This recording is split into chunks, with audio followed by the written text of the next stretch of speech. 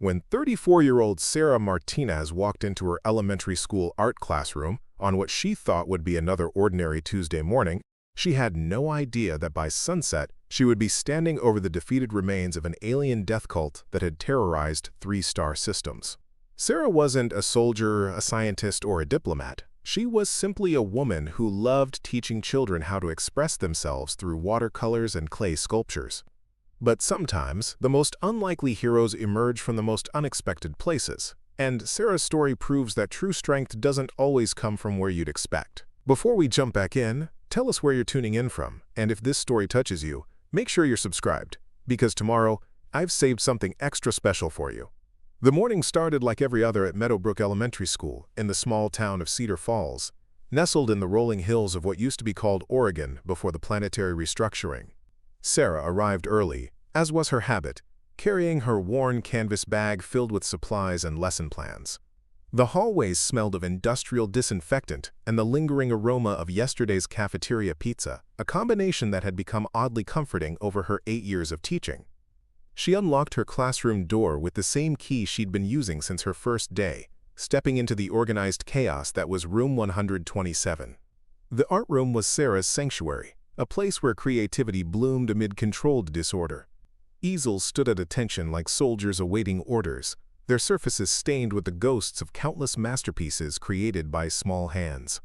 Mason jars filled with paintbrushes lined the windowsills, catching the early morning light that streamed through windows decorated with student artwork.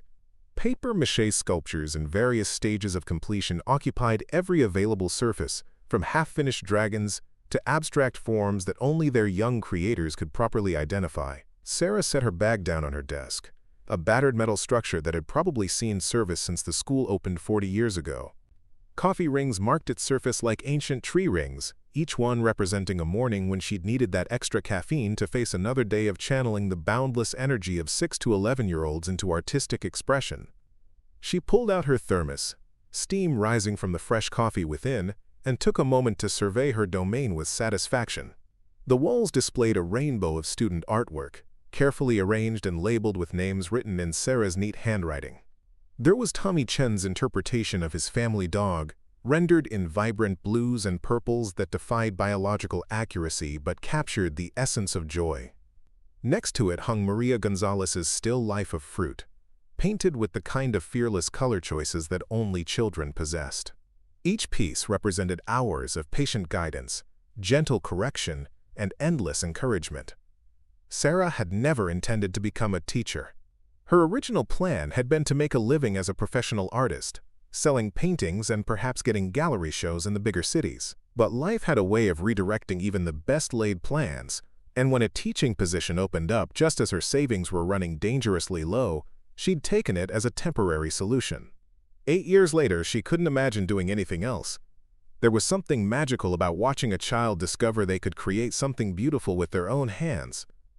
She moved through her morning routine with practiced efficiency, checking supplies and reviewing the day's lesson plans. Her third graders would be working on texture studies using various materials she'd collected over the weekend, items ranging from sandpaper to cotton balls to pieces of tree bark. The fifth graders had a more ambitious project underway, collaborative murals depicting the history of their town that would eventually hang in the main hallway. Each age group presented its own challenges and rewards, from the uninhibited creativity of the youngest students to the growing self-consciousness of the older ones who were beginning to doubt their abilities. The school's public address system crackled to life with its usual morning announcements. Principal Rebecca Foster's voice echoed through the empty hallways, reminding teachers about the upcoming parent conferences and the deadline for field trip permission slips. Sarah half-listened while organizing her supply closet, a task that required constant vigilance to maintain any semblance of order. Art supplies had a tendency to migrate when unsupervised, and she'd learned to be territorial about her materials. As she worked, Sarah's mind wandered to her evening plans. She had a canvas waiting at home, a landscape she'd been working on for weeks during her spare time. It was her way of staying connected to her original artistic aspirations, even if her primary creative outlet now involved teaching others rather than creating for herself. The painting depicted the view from her apartment window, the hills rolling away toward the horizon in layers of green and gold.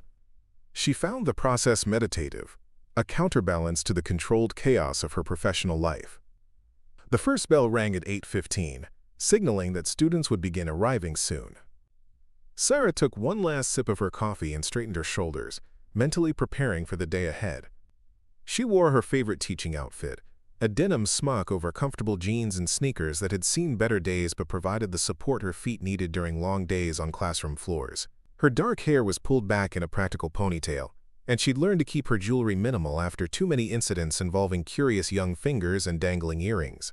Students began filtering into the building, their voices creating a familiar symphony of excitement and energy. Sarah could distinguish between the different age groups even without seeing them. The kindergartners chattered constantly in high, excited voices, while the older elementary students affected a world-weary tone that made her smile.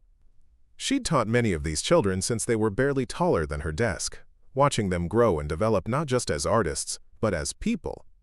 Her first class of the day would be Mrs. Patterson's second graders, 23 energetic 7-year-olds who approached art with the kind of fearless enthusiasm that adults spent years trying to recapture. They'd been working on a unit about animals, creating everything from realistic portraits of their pets to fantastical creatures that existed only in their imaginations. Sarah had learned to expect the unexpected from this group, including the memorable day when Jeremy Walsh had decided his painting of a horse needed actual grass glued to it for realism.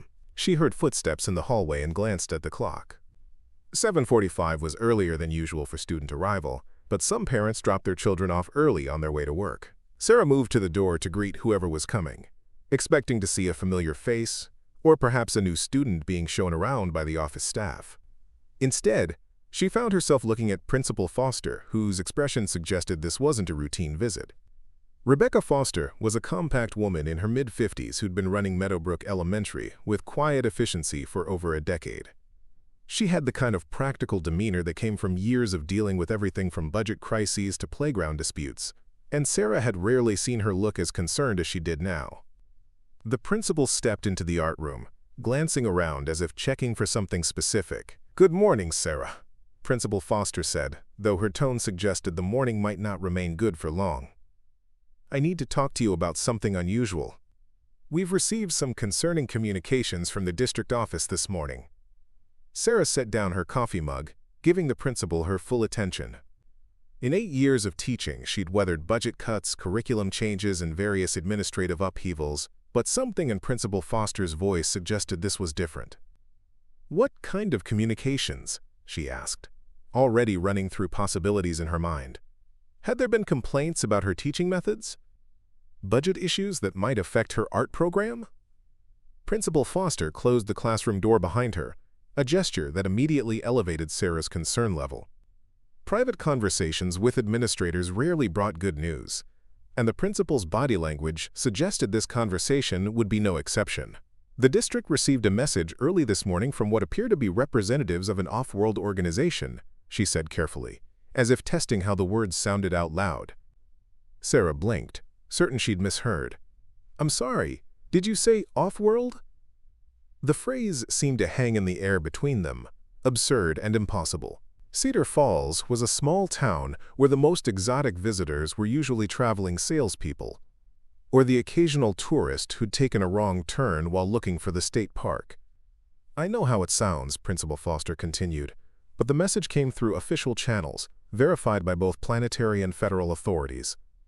Apparently, there's been some kind of situation developing in the outer systems, and these entities. Preparing and narrating this story took us a lot of time, so if you are enjoying it, subscribe to our channel, it means a lot to us. Now back to the story. They have made specific demands regarding our school. Sarah felt a strange sensation in her stomach, as if gravity had suddenly shifted slightly. The rational part of her mind insisted this had to be some kind of elaborate prank or misunderstanding.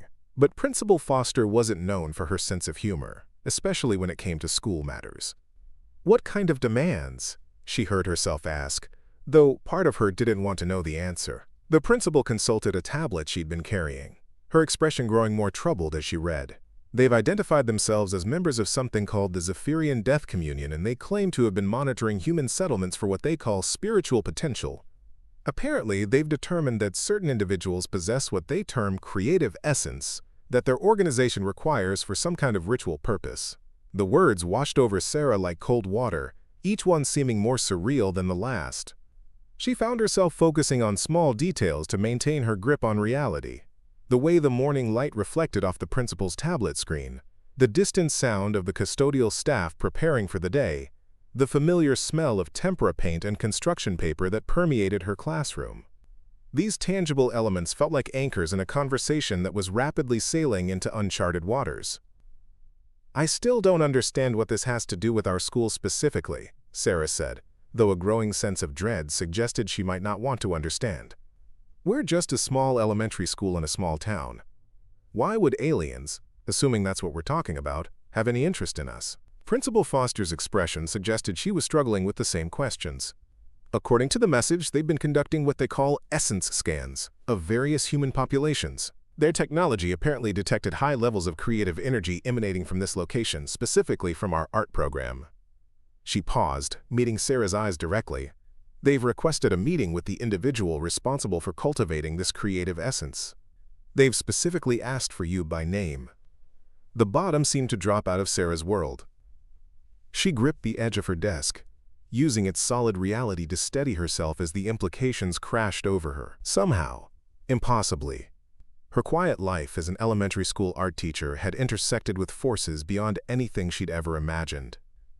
The morning that had started with coffee and lesson plans had taken a turn into territory that belonged in science fiction novels, not small-town reality. "How do they even know my name?" she asked, though she wasn't sure she wanted an answer to that question either. The idea that unknown entities had been watching her, observing her work with her students, felt like a violation that made her skin crawl. Her classroom, her sanctuary, suddenly felt exposed and vulnerable. "The message didn't provide those details," Principal Foster replied. "But it did include information that suggests they've been monitoring us for some time. They knew specific details about your curriculum, your students' projects, even the layout of this room." She gestured around the art room, and Sarah found herself seeing it through new eyes, imagining alien observers cataloging every detail. Sarah sank into her desk chair, her legs suddenly unwilling to support her weight. The familiar surroundings of her classroom felt different now, tainted by the knowledge that they'd been under observation by forces she couldn't comprehend. Every student artwork on the walls, every carefully organized supply station, every lesson plan she'd crafted with care, had apparently been scrutinized by entities whose motives remained terrifyingly unclear. "What exactly do they want from me?" she asked, though she suspected the answer would only make things worse. The phrase "death communion" didn't suggest benevolent intentions, and the fact that they required her presence for some kind of ritual filled her with a cold dread that seemed to seep into her bones. Principal Foster consulted her tablet again, her reluctance to share the information evident in every line of her body. "They've demanded what they call a, quote, creative convergence ceremony. From what the district officials could determine, they believe that by absorbing your creative essence, they can enhance their own spiritual evolution." She paused, clearly struggling with the absurdity of the words she was speaking. "They've given us 48 hours to comply with their request, or they'll take more direct action to obtain what they need." The threat hung in the air like a physical presence, transforming Sarah's cozy classroom into something that felt suddenly fragile and exposed. She thought of her students, their innocent faces and boundless creativity, and felt a surge of protective anger that surprised her with its intensity. Whatever these entities wanted from her, the idea that they might involve her children in their plans was absolutely unacceptable. "Have the authorities been contacted?" she asked, grasping for some semblance of normal procedure in a situation that had moved far beyond anything normal. "Surely there are protocols for this kind of thing, right?" Even as she spoke, she realized how absurd the question sounded. What protocols could possibly exist for dealing with alien death cults? "The Planetary Defense Forces have been notified," Principal Foster said, though her tone suggested limited confidence in their ability to handle the situation. "But apparently, this Zephyrian death communion has technology that far exceeds our current defensive capabilities." The message included demonstrations of their power that convinced the authorities they're not making empty threats. Sarah tried to process this information while maintaining some grip on her sanity. 48 hours ago, her biggest concern had been whether she had enough blue paint for the fifth graders' mural project. Now, she was apparently the target of technologically superior aliens who wanted to steal her creativity for purposes that sounded ominous beyond description. The disconnect between her ordinary life and this extraordinary situation felt like a chasm too wide to bridge. What kind of demonstrations? She found herself asking, though she wasn't sure she wanted to know. The clinical way Principal Foster had mentioned the authorities being convinced suggested something impressive and terrifying enough to make hardened military personnel take the threat seriously. The principal's expression grew even more grave. They provided real-time surveillance footage of our school, taken from angles that should have been impossible. They also transmitted detailed scans of the interior of every building in town, including areas that should have been secure or classified. The technology required for that level of observation is apparently centuries beyond our current capabilities. Sarah felt a chill that had nothing to do with the morning air conditioning. The idea that these entities had been watching not just her school but the entire town, seeing through walls and security measures as if they didn't exist, made her feel exposed in a way that was almost physical. Every private moment, every personal interaction had potentially been observed and cataloged by alien minds with unknown intentions. "So they could be watching us right now," she said, the words emerging as more of a statement than a question. She found herself glancing around the classroom, looking for signs of surveillance equipment she knew she wouldn't be able to detect. The familiar space felt contaminated by the possibility of invisible observers, their presence lurking just beyond human perception. "It's possible," Principal Foster admitted. "The authorities are working on countermeasures, but they've been honest about the limitations of our current technology. We're essentially dealing with a force that can see us while remaining invisible themselves, and that can apparently travel between star systems while we're still struggling with reliable interplanetary transport." The scope of humanity's disadvantage was staggering. Sarah had never thought much about Earth's place in the larger galactic community, but the revelation that they were so thoroughly outmatched by alien technology was both humbling and terrifying. It made her feel like an ant trying to comprehend the intentions of giants, except these giants apparently wanted something from her specifically. "Why me, though?" she asked, the question that had been gnawing at her since Principal Foster had first mentioned her name. "I'm not a famous artist or a researcher or anyone important. I just teach kids how to paint and sculpt." What could alien entities possibly want with an elementary school art teacher? Principal Foster set down her tablet and moved closer, her expression softening slightly. "Sarah, I've been watching your work with the children for 8 years. You don't just teach them techniques. You help them discover parts of themselves they didn't know existed. You take shy, uncertain kids and help them find their voices through art. You've created something special here, something that apparently resonates across species boundaries." The praise felt hollow in the face of the current crisis. Sarah had always taken pride in her teaching, but the idea that her work had attracted the attention of alien entities made her question everything she thought she knew about her impact. "But that's just good teaching," she protested. "Any dedicated art teacher would do the same thing." "Would they?" Principal Foster challenged gently. "I've seen other art programs, Sarah. Most focus on technique and following instructions. You've created an environment where children feel safe to explore their deepest creative impulses. You've fostered something that these entities apparently recognize as valuable, even from across the galaxy."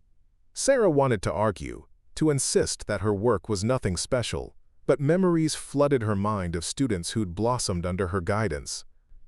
There was Timothy, who'd been so shy he barely spoke above a whisper until he discovered he could express himself through bold, aggressive brushstrokes. Maria had been dealing with her parents' divorce when she'd started creating intricate collages that helped her process emotions too complex for her 8-year-old vocabulary. David, who struggled with reading but could create sculptures that captured the essence of movement and joy with startling sophistication. Perhaps there was something unique about what happened in room 127, something she'd been too close to recognize.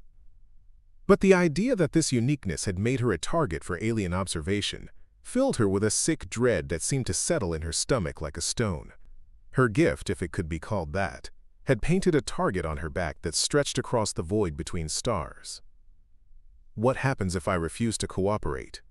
she asked, though she suspected the answer would only confirm her worst fears. The phrase death communion suggested these entities weren't known for accepting refusal gracefully, and the 48-hour ultimatum implied they had alternative methods for getting what they wanted. Principal Foster's silence stretched long enough to answer the question before she spoke. The message was quite specific about the consequences of non-compliance. They indicated they would take more direct action to obtain what they need, and that such action would likely involve the entire community. She paused, clearly struggling with the words.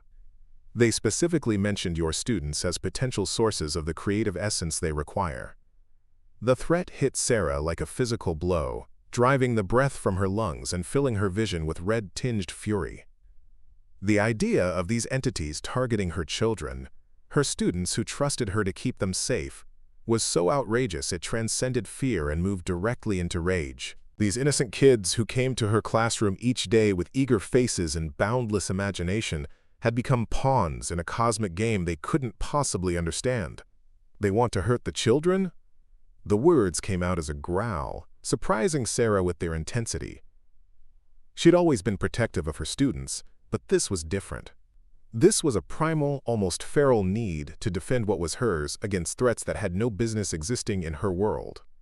The message wasn't specific about their methods, Principal Foster said carefully, but they made it clear that your creative essence is their preferred source, and that alternative sources would be less efficient but acceptable if necessary. The implication was that extracting what they need from multiple younger sources would require more invasive procedures. Sarah stood up so quickly her chair rolled backward and hit the wall. The clinical language couldn't disguise the horror of what was being described. These entities were essentially threatening to harvest her students' creativity, their spark of imagination and wonder, for some alien ritual purpose. The very idea was so fundamentally wrong that it made her feel physically ill. "Over my dead body," she said, and was startled by the absolute conviction in her own voice.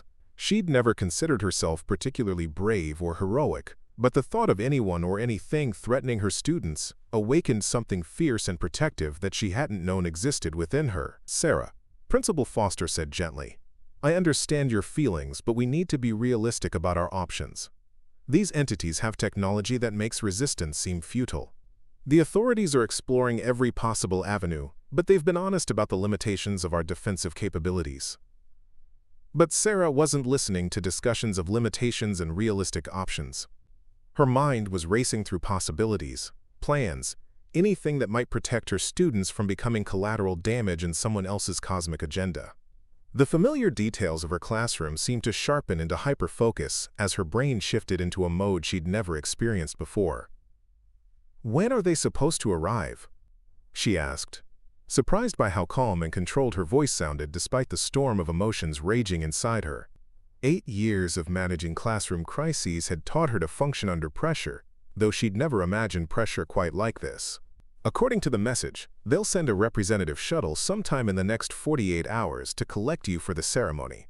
The exact timing wasn't specified, but they indicated it would happen before the deadline expires." Principal Foster consulted her tablet again. "The authorities are hoping to use the time to develop some kind of response, but honestly, Sarah, I'm not sure what they can do against technology that advanced." Sarah nodded, her mind already moving beyond the immediate crisis to longer-term planning. If humanity's defensive capabilities were insufficient to protect her students, then she'd have to find another way. The fierce protective instinct that had awakened in her wasn't interested in the limitations of human technology or the realistic assessment of their chances. It was focused solely on keeping her children safe, regardless of the cost. "I need to see my students," she said, already moving toward the door. "If something's going to happen, I want to make sure they're okay, that they know they're loved and protected." Principal Foster caught her arm gently. "Sarah, the school day doesn't start for another 30 minutes. The children aren't here yet." She paused, studying Sarah's face with concern. "Maybe you should go home.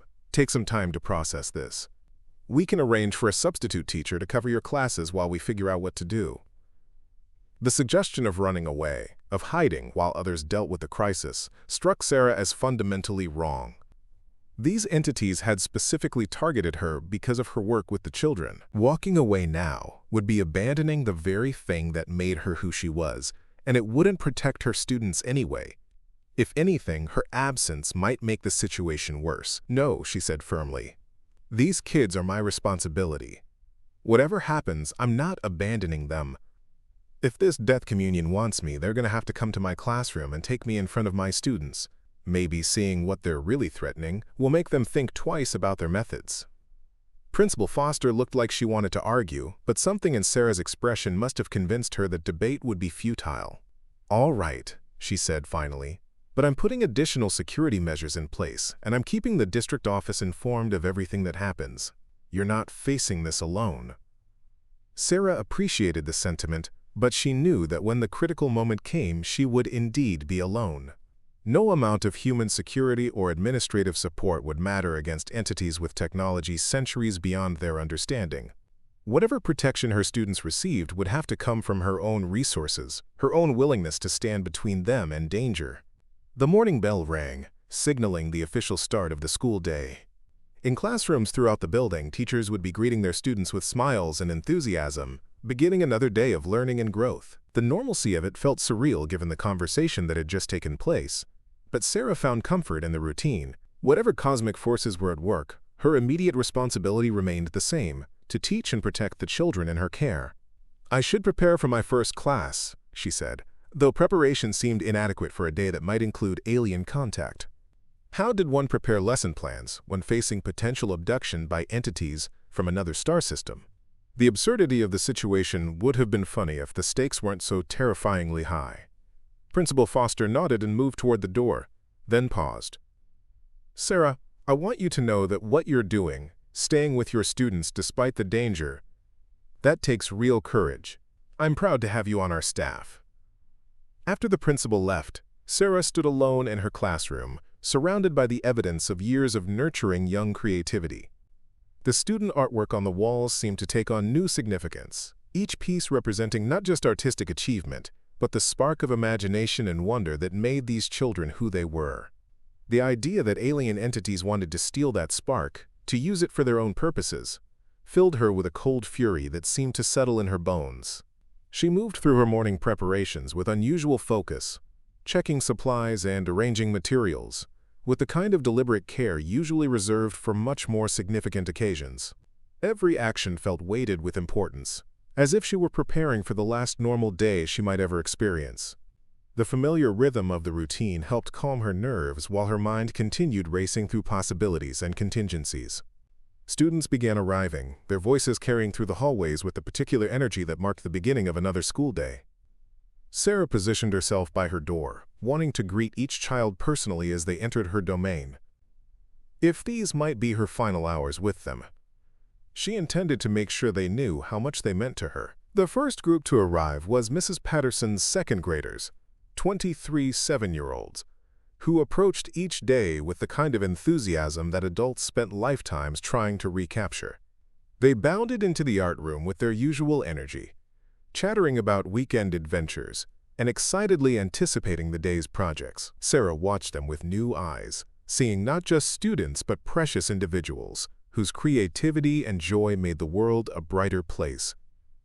"Good morning, Miss Martinez," they chorused, their voices creating a symphony of innocence that made Sarah's throat tighten with emotion. These children trusted her completely, believing with absolute faith that she would keep them safe and help them discover the magic that lived within their own hands. The weight of that trust felt heavier than ever. "Good morning, everyone," she replied, putting every ounce of warmth and love she possessed into the words. "I hope you're ready for another wonderful day of creating beautiful art together." As her students settled into their usual seats, pulling out their supplies and chattering about their plans for the day's project, Sarah felt a fierce determination settle over her like armor. Whatever cosmic forces were moving against them, whatever alien entities might be watching from the void between stars, they would have to go through her to reach these children. And she had no intention of making that easy for them. The second graders had been working on their texture collages for nearly an hour when the sky outside began to change. Sarah noticed it first as a subtle shift in the light filtering through her classroom windows, a deepening that seemed wrong for mid-morning. She glanced up from helping Emma Rodriguez arrange pieces of corrugated cardboard on her canvas and saw what looked like storm clouds gathering with impossible speed. But these weren't ordinary clouds. They moved with purpose. swirling in patterns that defied meteorology, and they cast shadows that seemed too dark for natural weather. The temperature in the room dropped noticeably, and several students looked up from their work with expressions of confusion and growing unease. "Miss Martinez," called out Jake Wilson from his seat near the window. "Why is it getting so dark outside? It was sunny when we came in." Sarah moved to the window, her stomach clenching as she saw the unnatural formation overhead. The clouds, if they could be called that, seemed to pulse with their own internal light, casting shifting patterns across the playground below. Other teachers were appearing in classroom windows throughout the building, all staring upward with the same mixture of fascination and dread that Sarah felt building in her chest. "It might be a weather system moving through," she said, keeping her voice calm despite the ice water flowing through her veins. "Sometimes storms can develop very quickly." But even as she spoke the reassuring words, Sarah knew this was no natural phenomenon. The 48-hour deadline the aliens had given was still more than a day away, yet something was clearly happening. Perhaps they had decided to make an earlier appearance, or perhaps this was some kind of reconnaissance mission. Either way, the sight of those impossible clouds told her that her quiet morning with her students was about to become something far more dangerous. The intercom crackled to life with Principal Foster's voice, though there was a tension in her tone that Sarah had never heard before. "All teachers, please keep your students in their classrooms and away from windows. We're monitoring an unusual weather situation and will provide updates as they become available." Sarah's students looked at her with questioning eyes, their natural trust in her ability to explain the world around them, putting additional pressure on her already strained nerves. She had built her career on honesty and openness with her students, but how could she explain that the darkness gathering outside might be connected to alien entities who wanted to steal their creativity? "Okay, everyone," she said with forced brightness. "Let's move our chairs back from the windows and continue working on our texture projects. Sometimes, when there's unusual weather, it's best to focus on our indoor activities." The children complied without argument, though several continued glancing toward the windows with obvious curiosity. Sarah positioned herself between her students and the increasingly ominous sky, using her body as a shield while trying to maintain the appearance of normalcy. Her mind raced through possibilities and contingencies, searching for some way to protect 23 7-year-olds from forces beyond human comprehension. Marcus Thompson raised his hand with the serious expression he wore when asking particularly important questions. "Miss Martinez, my mom says that when the weather gets scary, we should go to the safest place in the building. Shouldn't we go to the basement or something?" The question highlighted the impossibility of Sarah's situation. The standard emergency procedures that governed everything from fire drills to tornado warnings had no provisions for alien contact. The basement might offer protection from wind and hail, but it would provide no defense against technology that could traverse the space between stars. Still, keeping the children away from windows seemed like a reasonable precaution. "That's a very smart question, Marcus," Sarah replied. "For now, we're going to stay right here where I can keep an eye on everyone, but you're absolutely right that it's important to stay aware of our surroundings and follow safety procedures." The darkness outside continued to deepen, and now Sarah could see flashes of light within the cloud formation that looked nothing like lightning. The patterns were too regular, too purposeful, as if something within the clouds was signaling or scanning. The thought that her students might be under observation by alien entities made her skin crawl, and she found herself unconsciously stepping closer to them. 8-year-old Sophia Chen looked up from her collage with worried eyes. "Miss Martinez, I don't like how dark it's getting. It feels scary." Sarah knelt down beside Sophia's desk, bringing herself to the child's eye level. "I know it looks a little unusual outside, but you're safe here with me. Sometimes nature does things that seem strange, but we're inside where it's warm and bright, and we have each other." The reassurance seemed to help Sophia, who returned to arranging fabric scraps on her canvas with renewed focus. But Sarah noticed that several other students were showing signs of unease, glancing repeatedly toward the windows and working with less enthusiasm than usual. Children had an instinctive ability to sense when something was wrong, even when adults tried to hide it from them. A low vibration began to emanate from somewhere overhead, too deep to be heard clearly but felt in the bones and chest cavity. It reminded Sarah of the sensation of standing too close to massive speakers at a concert, except this vibration seemed to come from everywhere at once. The building itself seemed to respond to the frequency, with small objects on Sarah's desk beginning to tremble slightly. "What's that noise?" asked Jennifer Walsh. looking around the room with obvious concern. "It sounds like a really big truck, but it's coming from the ceiling." Sarah felt her protective instincts sharpening to a razor's edge as the reality of the situation crystallized. The Zephyrian Death Communion hadn't waited for their deadline. They were here, now, above her school, while she was surrounded by innocent children who had no understanding of the danger gathering overhead. Every maternal instinct she possessed was screaming at her to gather her students and run, but there was nowhere to run to that would provide safety from entities with interstellar technology. The vibration intensified, and now it was accompanied by a sound that was definitely not natural. It was melodic in a way that human ears weren't designed to process, harmonics that seemed to bypass normal hearing and resonate directly in the listener's brain. Several students put their hands over their ears, and Sarah saw Tommy Chen's eyes beginning to tear up from the discomfort. "Everyone, let's sing together," Sarah said suddenly, her voice cutting through the alien harmonics with deliberate human warmth. "Let's sing this little light of mine nice and loud. Ready?" She began singing the familiar children's song, and her students joined in with varying degrees of enthusiasm and pitch accuracy. Their young voices created a bubble of normalcy and human connection that seemed to push back against the otherworldly sounds from above. Sarah sang louder than she ever had in her life, pouring every ounce of love and protection she possessed into the simple melody. The singing helped, both by giving the children something familiar to focus on and by creating a sound barrier that partially masked the alien harmonics.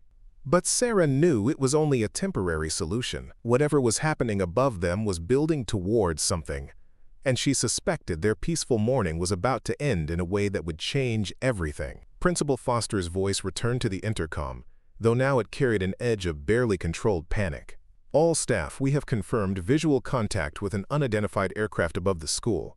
Emergency protocols are now in effect. Keep students calm and await further instructions." The word aircraft was clearly a euphemism designed to avoid causing panic, but Sarah could see through her windows that what hovered above them bore no resemblance to any human vehicle. The clouds had parted to reveal something that defied easy description, a structure that seemed to shift and change even as she watched. It was massive, easily the size of several city blocks, and it appeared to be constructed from materials that reflected light in ways that hurt to look at directly. 9-year-old David Park, who was visiting from the 4th grade for advanced art instruction, pointed toward the window with wide eyes. "Miss Martinez, that's not an airplane. That's like something from a movie." Sarah moved quickly to position herself between David and the window, gently but firmly turning him away from the sight overhead. "David, I need you to help me keep the younger students focused on their art projects. Can you show Emma how you made those interesting textures in your sculpture yesterday?"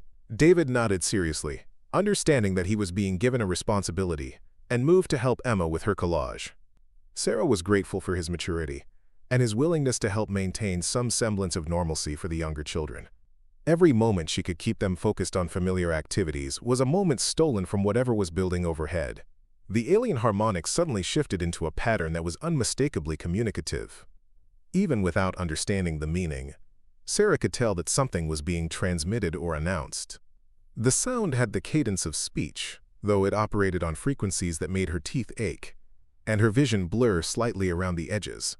Then, with a suddenness that made several children jump, the harmonics stopped completely.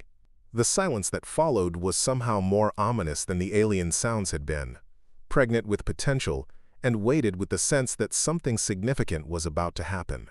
Sarah found herself holding her breath, every nerve in her body stretched taut with anticipation. A new sound filled the air, mechanical and purposeful. It reminded Sarah of the hydraulics on large construction equipment, but magnified and operating with precision that spoke of technology far beyond human capabilities.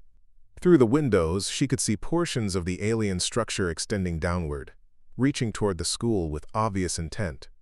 "Miss Martinez," whispered Maria Santos, her voice small and frightened. "I want to go home. I want my mommy." Sarah knelt beside Maria and gathered the little girl into a gentle hug, feeling the child's trembling against her chest. "I know, sweetheart. I know you're scared. But right now, the safest place for you is here with me and all your friends. I'm going to take care of you, I promise." The promise felt both sacred and impossible. How could she protect these children from forces she couldn't comprehend? But the words came from a place deeper than rational thought, from the same protective instinct that had driven her to become a teacher in the first place.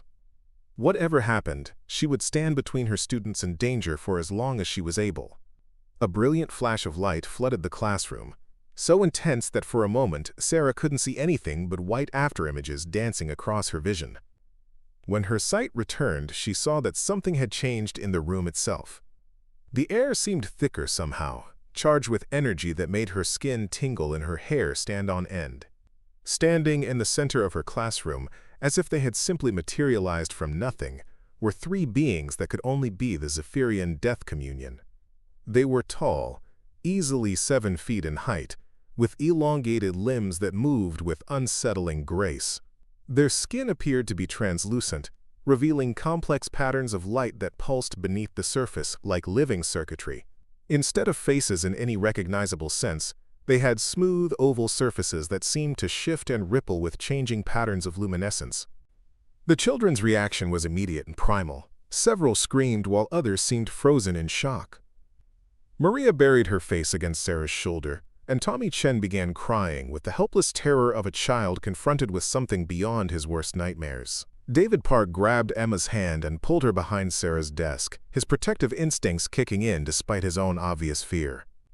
Sarah felt her own terror, threatening to overwhelm her rational mind, but the sound of her students' distress cut through the paralysis like a blade. These were her children, her responsibility, and no force in the universe would touch them while she still drew breath.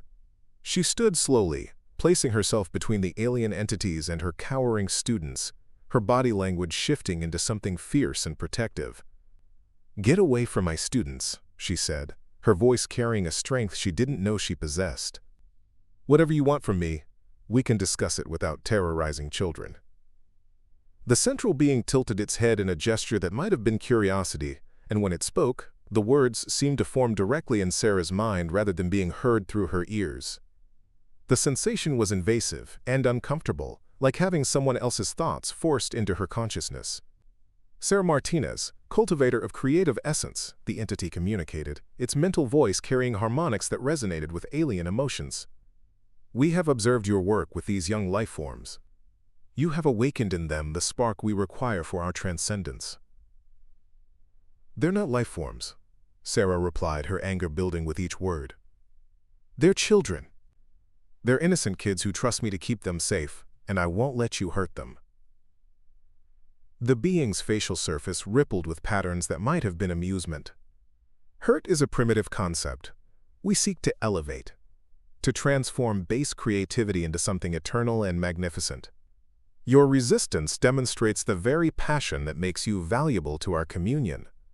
Sarah could feel the alien presence pressing against her mind, trying to access her thoughts and emotions. The invasion felt like ice water in her veins, foreign and wrong in ways that made her want to scream. But she held her ground, using every ounce of willpower to maintain her mental barriers while keeping herself positioned between the entities and her students. "You want my creativity?" she said, her voice growing stronger with each word. "Then take it. But leave these children alone. They haven't done anything to you, and they don't deserve to be part of whatever sick ritual you're planning." The second entity stepped forward, its luminescent patterns shifting to what Sarah interpreted as excitement. "The offering is insufficient. Individual essence, while potent, lacks the multiplicative power we require. The young ones possess raw, unfiltered creativity that will amplify your own contribution exponentially." "No," Sarah said flatly, "absolutely not. You'll have to go through me to touch any of these kids." The third entity, which had remained silent until now, suddenly moved with startling speed. It flowed around Sarah's defensive position like liquid light, reaching toward David Park with appendages that seemed to be made of concentrated energy. Sarah's reaction was immediate and instinctive. She lunged sideways, intercepting the alien's reach with her own body, and felt the entity's energy field make contact with her skin. The sensation was like being struck by lightning and frozen solid simultaneously, pain beyond description shooting through every nerve ending. But instead of collapsing, instead of surrendering to the agony, Sarah felt something unexpected happen. The creative energy that the aliens had been so eager to harvest suddenly blazed to life within her, not as something to be stolen, but as something to be wielded. Years of nurturing young minds, of helping children discover their artistic voices, of pouring her own passion into every lesson and every encouragement, had built something inside her that was far more powerful than she had ever realized. The alien entity recoiled as if burned, its energy appendage withdrawing with what seemed like shock. The patterns beneath its translucent skin shifted rapidly, cycling through configurations that suggested confusion and distress. Sarah felt the creative force within her stabilizing, becoming something she could control and direct rather than simply experience. "What are you?" the first entity demanded, its mental voice carrying new harmonics of uncertainty and what might have been fear. Sarah straightened, feeling power flowing through her like electricity through copper wire. "I'm a teacher," she said simply. "I take the creativity that children are born with and help them learn to use it. I protect it, nurture it, and give it room to grow. And you want to steal it from them for your own purposes." The creative energy continued building within her, fed by years of artistic passion and protective love for her students. She could feel it connecting her to every child in the room, to every piece of artwork they had ever created under her guidance, to every moment of wonder and discovery they had shared together. The force was vast and warm and utterly human in its essence. "You don't understand what creativity really is," Sarah continued, her voice taking on a resonance that seemed to fill the entire room. "It's not just energy to be harvested or consumed. It's connection. It's love. It's the desire to make something beautiful for its own sake, to share wonder with others, to leave the world a little brighter than you found it." The aliens seemed to be struggling with something, their luminescent patterns flickering erratically. The creative force radiating from Sarah was clearly affecting them in ways they hadn't expected, disrupting whatever systems they used to process and absorb essence from other beings. "Your communion is based on taking," Sarah realized, understanding flooding through her as the creative energy expanded her awareness. "You steal creativity from others because you've forgotten how to generate it yourselves. You've become parasites, feeding on the artistic souls of other species because you no longer remember what it means to create." The central entity's mental voice carried new harmonics of distress. "We seek transcendence through the absorption of creative essence. This is the path to evolution beyond physical limitations." "No," Sarah said firmly. "Evolution doesn't come from taking. It comes from giving, from building, from creating something new and sharing it with others. You've chosen the path of spiritual stagnation, not transcendence." The creative energy within her reached a crescendo, and Sarah suddenly understood what she needed to do. Instead of trying to fight the aliens or drive them away, she would give them what they claimed to want, but in a way that would transform them rather than feed their parasitic hunger. She opened herself completely to the creative force, allowing it to flow outward from her consciousness like a river breaking through a dam. But instead of the controlled extraction the aliens had expected, they were suddenly flooded with the full spectrum of human creativity. Not just her own artistic passion, but the accumulated wonder of every child she had ever taught, every moment of discovery and joy and pure creative expression that had ever taken place in her classroom. The aliens staggered under the onslaught of unfiltered human creativity. Their energy fields fluctuated wildly as they tried to process experiences and emotions they had never encountered before. The sterile, parasitic methodology of their death communion was completely inadequate to handle the chaotic, life-affirming nature of what Sarah was sharing with them. "Stop!"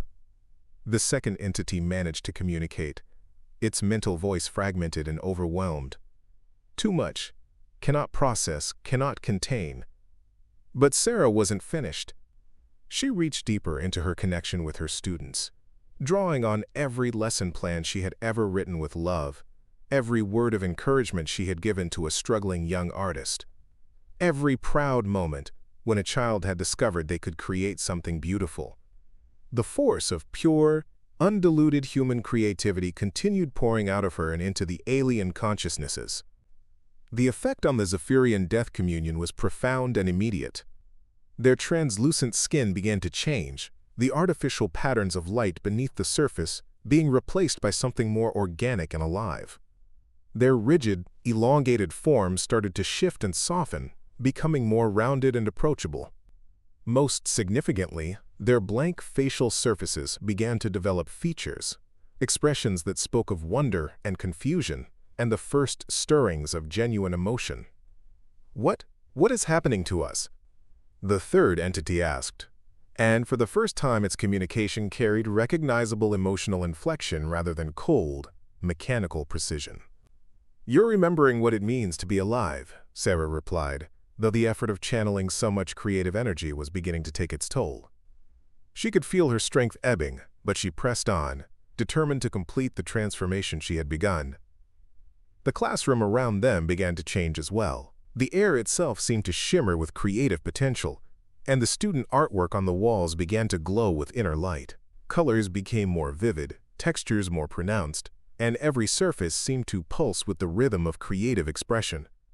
Even the children, huddled behind desks and chairs, began to sense that something magnificent was happening. The aliens' transformation accelerated as Sarah's creative energy continued to flood their consciousness. Their movements became more graceful and natural, their forms more pleasing to human eyes. But most importantly, Sarah could sense something awakening within them that had been dormant for countless generations. They were rediscovering their own capacity for creation, their own ability to generate rather than merely consume. "We remember," the first entity said, its voice now carrying wonder and amazement. "We remember what it was to create, to build, to give rather than take. How long have we been lost in the darkness of consumption?" "That doesn't matter now," Sarah replied, though her voice was growing weaker as the creative transfer neared its completion. "What matters is that you can choose a different path. You can return to creation instead of destruction." The second entity moved closer to Sarah, its transformed features showing genuine concern. "You are depleting yourself for our sake. This level of energy transfer will damage your essential patterns." Sarah smiled despite her exhaustion. "That's what teachers do. We give of ourselves so others can grow. And my students will continue creating long after I'm gone. The creativity you're feeling now will multiply and spread, becoming something bigger than any of us." The third entity looked around the classroom with newly awakened perception, seeing the children's artwork with eyes that could now appreciate beauty for its own sake, rather than as energy to be harvested. These young ones, they are not resources to be consumed. They are artists, creators, like we once were. "Like you can be again," Sarah confirmed. "You have a choice. You can return to your communion and share what you've learned. Help your people remember what they've forgotten. Or you can continue down the path of spiritual parasitism until there's nothing left of who you used to be." The aliens looked at each other with their transformed faces, engaging in rapid communication that Sarah could sense rather than hear. The decision they reached seemed to surprise even them, as if they hadn't realized such a choice was possible until this moment. "We choose creation," the first entity announced, its voice ringing with newfound conviction. "We will return to our people and share this gift of remembrance. The death communion will become something new, something that builds rather than consumes." Sarah felt a deep satisfaction wash over her, even as her strength continued to ebb. She had not only protected her students, but transformed their would-be predators into something better. The creative energy she had shared would ripple outward, affecting not just these three entities but potentially their entire species. "Thank you, Sarah Martinez," the second entity said, its gratitude evident in every harmonic of its transformed voice. "You have given us something far more valuable than essence or energy. You have given us ourselves." The aliens began to fade, their forms becoming translucent as they prepared to return to their ship. But before they disappeared completely, they each touched one of the children's artworks with gentle reverence, leaving behind traces of energy that would preserve and enhance the young artist's creations. "We will not forget," the third entity promised as it faded from view, "and we will ensure that others remember as well." As the aliens vanished and the classroom returned to normal, Sarah felt herself swaying on her feet.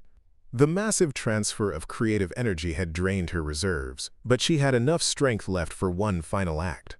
She gathered her students around her, these brave children who had witnessed something extraordinary and would carry the memory with them for the rest of their lives. "You were all so brave today," she told them, her voice weak but filled with love. "And do you know what?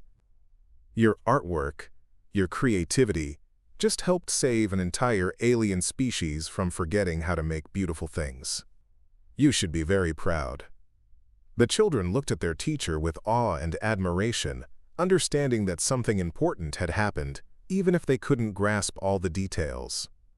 They clustered around Sarah, offering her their small hands and innocent comfort, these young artists who had unwittingly participated in a cosmic transformation. Principal Foster burst through the classroom door with a security team but stopped short when she saw the peaceful scene before her. The alien ship was gone from the sky above, and Sarah was surrounded by her students in what looked like a group hug rather than the aftermath of an extraterrestrial crisis. "Sarah," Principal Foster said in amazement, "what happened?"